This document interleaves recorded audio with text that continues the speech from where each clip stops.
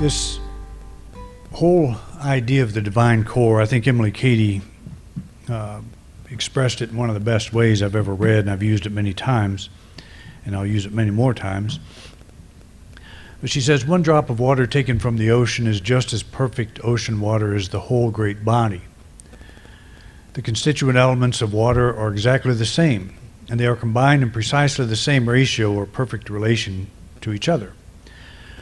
Whether we consider one drop a pailful, a barrelful, or the entire ocean out of which the lesser quantities are taken, each is complete in itself. They differ only in quantity or degree. Each contains the whole, and yet no one would make the mistake of supposing from this statement that each drop is the entire ocean. So in this statement, she summarizes the type of the philosophy behind the unity I signed up for. And that, to me, it is such a beautiful illustration. You have this ocean. Think of God as the ocean. It's unlimited power, universal. And it forms into a drop.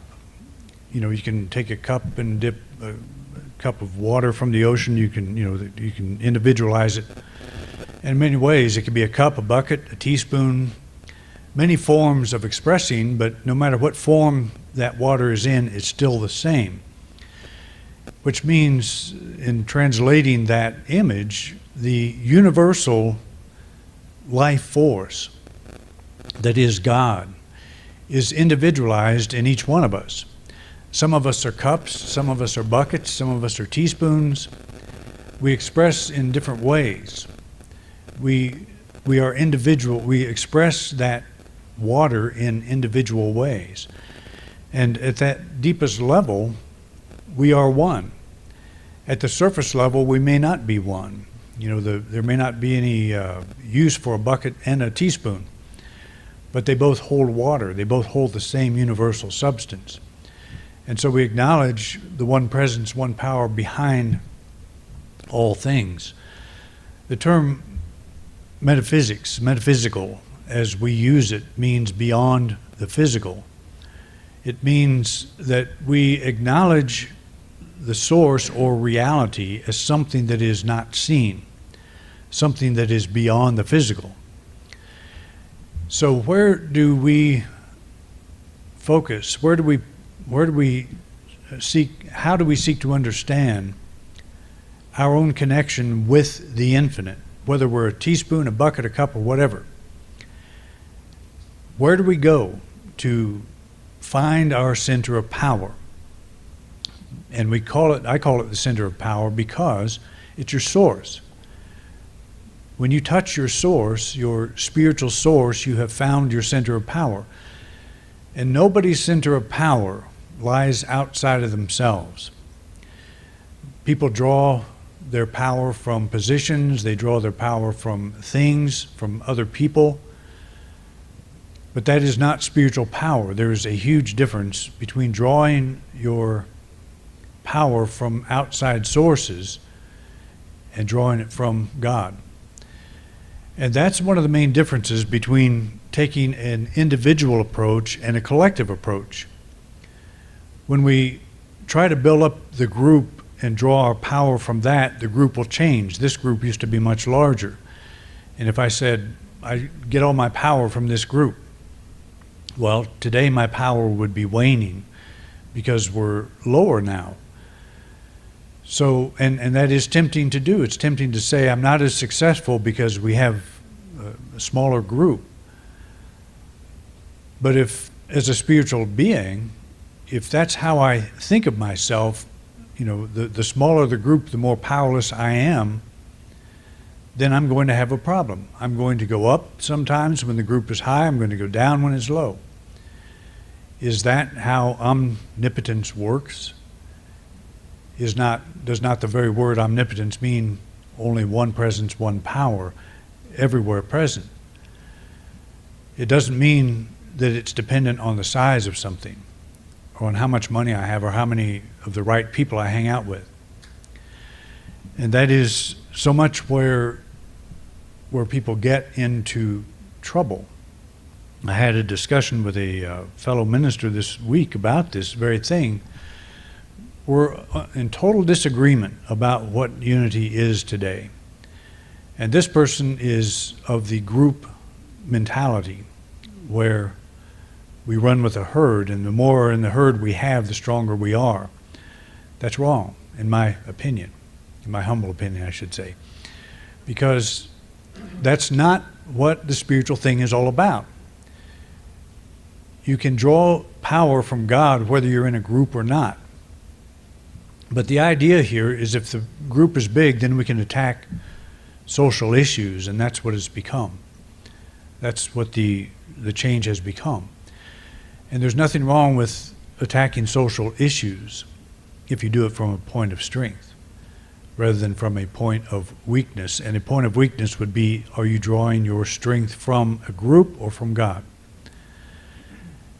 It's easier to draw it from the group. It's more accessible. It's the low-hanging fruit. But to draw it from God, it takes more of a commitment, but it's stronger. And when you touch that center in yourself, when you know who you are, and that's basic wisdom of the ages, find yourself, be true to yourself. We say that all the time, but it's like, okay, you're true to yourself as long as you fit in the crowd. I was talking this week about, I heard somebody give a speech on the problems of being gay and all of the things that they face. And I can't even imagine, some of the things that people confront from that point of view. But it's not the only problem in the world. And if you have to have a large group and be gay and be happy, if that's what it takes, then you're never going to have it. You're never going to succeed. If you can't be gay, strong in your gayness, when you're alone, then you're never going to achieve it. And I compared that to when I was growing up, when I was in high school. I've shared the football story with you. I did not have a body of a jock. And I wanted more than anything in the world to have a body of a jock so I could play football. And why? So I would be accepted. So I would be accepted into the community, the culture that I was living in. My brother ordered a Charles Atlas muscle building kit, and as you can see, that did not work. But we tried to make it work. That was a big thing. Build a body so you'll fit in. So what's different about disliking jocks or being frustrated or thinking they're the source of your problem when they're really not? I had to come to myself and accept myself for who I was, the 98-pound weakling. I could play ping pong. I could play guitar. There was a place for me. It just wasn't that particular society. So running with a herd doesn't always work. And if you don't find your center of power, you're always going to be vulnerable to whatever the popular standard is out there. And I think that's the bottom line of this whole gay problem, to me, is that there will be a million people disagree with this. But until you find your center of power, you're not going to be happy in your gayness. You're not going to be happy in that. You're not going to be strong in that. You're not going to feel like you are a contributor. You're going to need more people around you that think like you and support you and cheer for you and carry signs for you and do all the stuff that you want them to do, change laws and everything. But until you come to your own center of power, you're never going to get there. And I'm speaking from experience. I'm not speaking from gayness. I'm speaking from any problem that you have that you're trying to solve through outside means. Until you come to yourself, you'll never solve it. I don't have any problem with whatever anybody is, whatever they declare themselves to be. It's fine. If you have a problem with it and you're going to try to make me jump on your bandwagon and be your source of power, I'm not going to do it. I can't. That's not what we teach here. What we teach is for you to find your own center. Whatever thing you're dealing with, whoever you are, and whatever way you're expressing on this planet, it is up to you to find your center of power. There is no place that exists other than in you. And I think that's an absolute important thing. The speech was saying that, the speaker was saying, the suicide rate among the gay community is much higher, the alcoholism rate is much higher. Well, I could start drinking or I could shoot myself because I didn't have a jock body. I could blame everybody else for that if I wanted to, and I'd get away with it. I'd have plenty of support for that. But the thing comes down to, what kind of experience do you want to have here?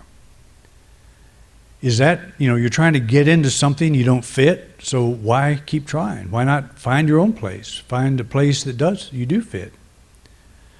The first place you'll fit is yourself, in your own thinking. That's one thing that was pretty impressive about Myrtle Fillmore. She was way ahead of her time in terms of, I don't want to do housework kind of woman. She had, I'm not trying to suggest anything here now, just don't get too upset. But the house that she and Charles built did not have a kitchen. And for that very reason, she didn't want to raise kids. She had, 3 kids, I guess, 3. And her mother-in-law, Charles' mother, pretty much raised them. But she didn't want to do that kind of thing. She was there as a very good influence, a very positive influence, but that was back in the 1800s. You didn't do that kind of thing back then. Many of the outstanding leaders in this whole New Thought movement were women. And women were not supposed to do what these women did. You look at someone like Emma Curtis Hopkins. She was a very strong, very powerful woman. She did everything ahead of her time. And she didn't ask, is it okay if I'm a woman, is it okay if I do this? She just did it. Mary Baker Eddy, founder of Christian Science. She didn't ask anybody if it was okay. So our society has kind of migrated into it's a very, what do I want to say, entitled, I guess, is a good word, although it's overused. Do you want to be entitled, or do you want to just have your own center of power? That's what it comes down to. Do you want to live because you're entitled to get this or that thing, that kind of respect? Or do you want to be respected because you actually earn it? Because you feel good in yourself. I've known several people that are openly gay. I had a very good friend, minister, who passed away recently. He went through some very difficult times as a minister dealing with this, but he found his center of power and he was able to cope with it. And it used to be that women shouldn't be ordained. What's the Catholic Church do? They don't ordain anybody that's a female. They will someday. But unity, if it wasn't for women, we wouldn't be here. That's true. So what causes changes to occur when they're not supposed to? It's people that find their centers of power. And that'll be true in your life, it's true in my life, it's true in everybody's life. We don't want to lose that. That's why I'm devoted to this whole thing of staying independent of what is happening on a national level. It looks like on a national level they're licking their finger and seeing which way is the wind blowing. Let's be that. Let's go that direction. Let's do that. More people will like us. And that's never been a good formula for success. I don't care how small we get. Truth does not change. And the truth is, you are a direct expression of God. And if you don't know that, if you don't get that as a spiritual, on your spiritual path, then you're missing the whole thing.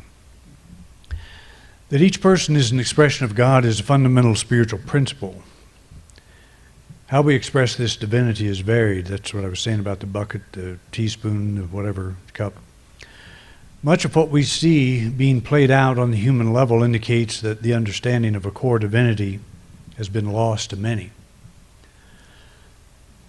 And again, the conversation I had with a colleague of mine this week very much indicated that. They were citing how the new trend of social, I can't think what they call it, it's social something or other, it's activism is what it is, from a spiritual basis, supposedly from a spiritual basis. And what happens is it just gets so watered down, it's not a spiritual basis. It becomes political. And that's the biggest problem with the direction they're going. It's become extremely political. And it's one-sided. It leans very strong to the left, and there's nothing wrong with leaning to the left. Well, there's no more wrong with leaning to the left than with leaning to the right. I don't care for far-right Christian groups. I don't relate to them. And I don't relate to the far left. I don't relate to either one of them. Because spirituality is not about right or left. It's the bird with two wings, the left and right wing. You got to have both. There's got to be a balance. I think most people looking at me would consider me a spiritual liberal. But I don't consider myself a spiritual liberal. I consider myself a spiritual conservative. But what I think of as conservative means let's get back to the center, God at the center of each of us, not the group thing. Does that mean we don't deal with earthly problems? No, it doesn't. As I have said so many times, if you show up in your life as a strong, spiritually centered individual, you'll get things done. If you go vote whatever your conscience is from your center of power, it doesn't really matter how you vote. It doesn't matter what you support. You'll do it well. It doesn't matter if you're on the left or the right. You'll do what you do well. And that's what we want. In this church, in all my ministry, I've worked with people on both sides of the political aisle. And I enjoy all of them. I'm glad that we all work together like we do. It shows that a place like this that becomes neutral in that regard, we can work together, we can find unity. But the moment we step onto the political arena, it becomes something divisive. And that's the thing. When you pick up on a cause, when your whole spiritual movement says, let's support this cause, what you do is instantly divide yourself. You get on the opposite side of half the nation or whatever. And that's not what the whole spiritual thing has ever been about to me. It's like the spiritual thing is for everyone. There are no aisles. It's for everyone. And why we have to drop down into something that divides people, I don't know. It doesn't even go along with the name unity. It goes totally against that. It's like, oh, you don't support this cause, so I guess you're not one of us. Well, the founders never did that. They never supported causes. The cause was you, the individual. We're asleep, let's wake up. And then go about your business. Unity never had an opinion about what you ought to be doing with your life. The only opinion that it expressed is you do seek first the kingdom of God, and all the other things that you are to do will be done well. You'll be fine. So we have gotten away from this center, and we need to get back. And if any movement is to mean anything to anybody, because if you start jumping on causes, you're going to just be another thing out there. How many people teach God within. This idea that God is within. I know people do, but it's, yeah, God's within, but let's go join this battle and get on this cause. And we do it in the name of God. You know, hasn't every war been fought in the name of God? Isn't every football game ever played done in the name of, you know, God's on my team? Right, Dale? He's the expert on this. You see what I'm saying, though? What team is God on, in other words? Isn't God on both teams? It's like, does omnipresence stop with one color jersey and start with another? Not really. And, you know, there's a lot invested in the whole industry of football and sports and all of that. So it's understandable how on a human level we get engaged in that. But a God-centered person can be a great coach for any team. You know, it could be Hollywood used to be real strong in unity. We had people speaking for us all the time on television. Lloyd Bridges and his whole family, they were all involved. There's been several. I got a real nice letter one time from Robert Young, Father Knows Best.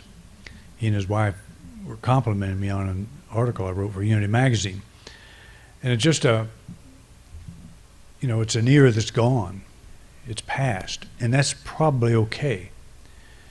Because unity started because the spiritual era had passed. Organizations were not talking about what they were talking about. And so it had to be born again. And I think we'll see another rebirth of this. And I'm seeing this church in a sense as a leader, at least a vocal leader, in making that transition.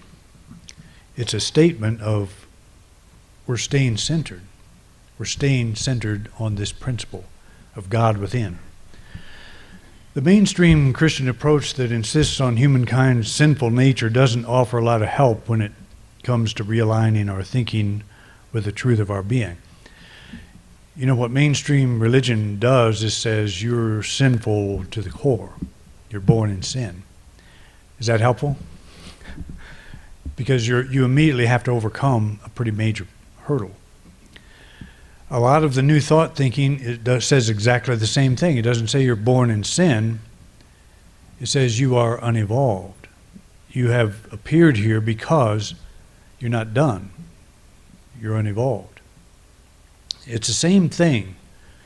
We're still seeing ourselves as separate from our source in a slightly different way. But we don't get help from either of these things. We may get inspiration. You know, when the mainstream Christian, when somebody joins that whole thing, is baptized or whatever into the community, they have the feeling that they did something right. I did that, and I know that feeling. I've become part of something, so I'm safe. I've done the right thing. And that's, but it doesn't answer that knowing what's missing. There's still something missing here. And what's missing is that conscious connection with our source. I am an expression of God. I am a drop of water in this cosmic ocean. And I can easily forget that and go through life trying to compensate for it. And that's what most of us do. We live our lives according to what we believe about ourselves. It's important that we come to the truth that we are spiritual beings expressing through a consciousness that is likely littered with misperceptions. And that's the problem. It's not so much what we don't know that hurts us, as somebody said, it's what we do know that just isn't true. And that's what we are working on, understanding. And that's what this church under my leadership will always represent, is let's get back to that center. Let's find our center of power no matter how difficult it is. That's the whole story of getting back to the promised land, you know, the land that was promised to Abram way back. the whole journey from that vision, and we all carry that vision to the actual occupation of the promised land. That's a conscious connection with God. That's what we're after. That's what we want. This is a practical Christian approach, in that you will change. You change as you get closer and closer to this center of power. You don't change the world, you change your perception, your understanding of yourself. And you show up in the world from a different place. And you take up your causes, you do whatever from that point of strength. Our work in spiritual growth is more about letting go of these misperceptions than about becoming better people. To be perfect, even as our Heavenly Father is perfect, is to recognize that perfection already exists, that we are to wake up to it rather than create it. Isn't that a pretty strong thing in our thinking, is self-improvement?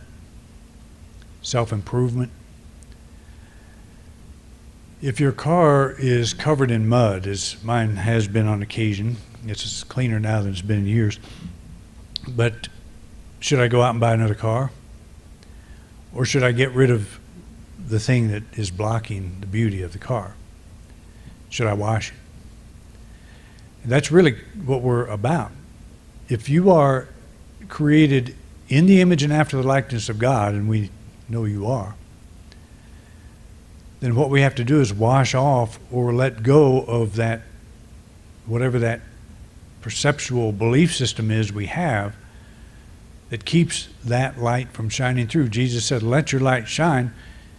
He didn't say, go out and find a light and then let it shine. He says, let your light shine. In other words, you already possess it.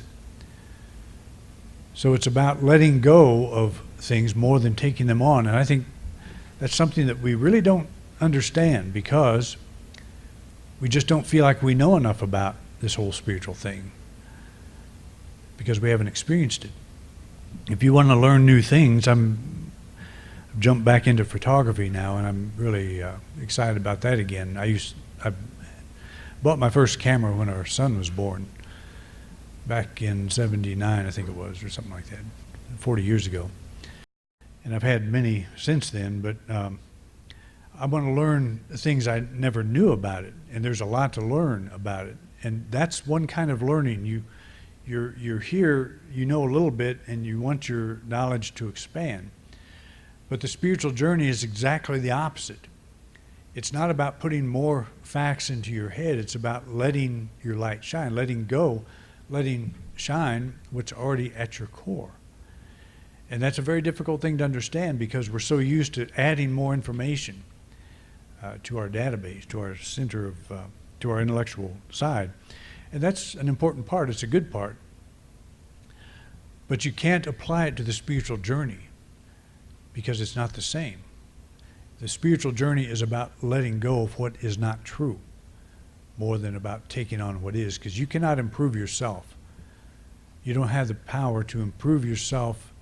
You can improve performance, you can improve a lot of things, but you can never move like from that place in myself where I resented jocks to actually healing that.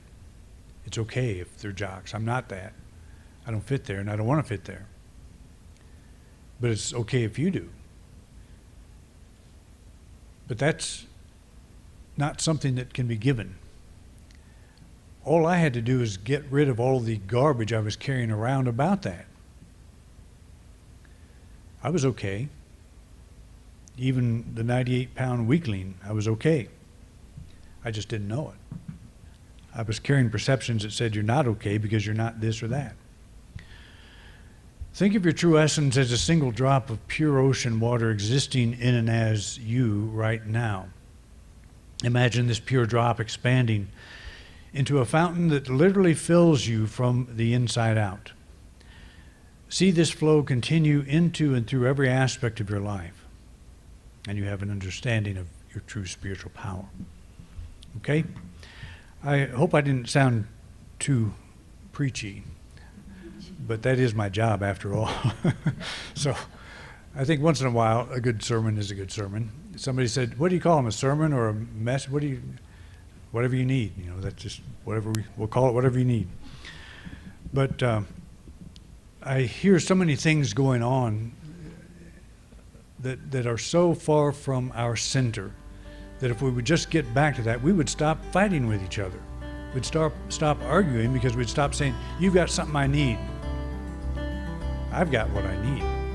It's just a matter of me reclaiming that. Okay? You've been watching a talk presented at the Unity Church of Grand Junction by Reverend Doug Bator. We would like to thank everyone who joined us here today in beautiful Grand Junction, Colorado, as well as those of you who are joining us online. Thank you so much for watching. If you like this video, please like and subscribe to our channel. Also, please feel free to share this video with anyone you think might be interested or benefit from this message. If this video brought value to your life, please consider making a donation by clicking the link below to our PayPal donation account. Thanks again so much for watching.